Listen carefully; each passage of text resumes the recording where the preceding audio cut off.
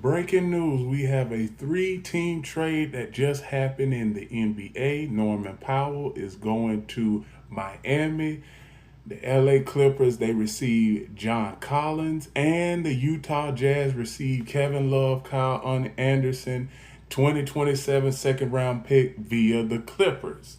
Now, this trade is pretty much bland because Norman Powell, he was basically the player that pretty much shouldered the load when it came to Kawhi Leonard being out the past during last season for those games. Now, I don't know what the Clippers see in John Collins, but John Collins, in the last 3 years with John Collins, his average has decreased, and Norman Powell's average has increased. So I don't know what the Clippers are doing, but it just doesn't make sense right now.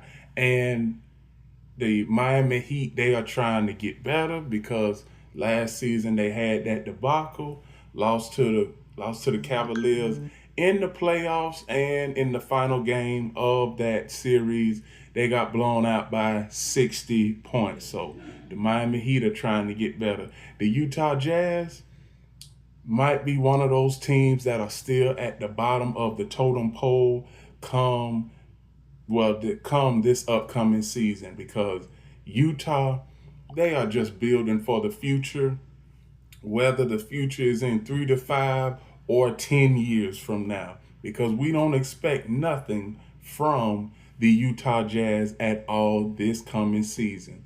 But for the Clippers, we expect them to be in the thick of things when it comes to playoff seeding. We expect Miami to be in the thick of things when it comes to playoff seeding. So, who won this trade?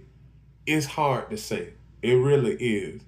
But there are only two valuable teams that are worth talking about in this trade, and that is the LA Clippers and the Miami Heat. Utah Jazz, we already know what they are doing.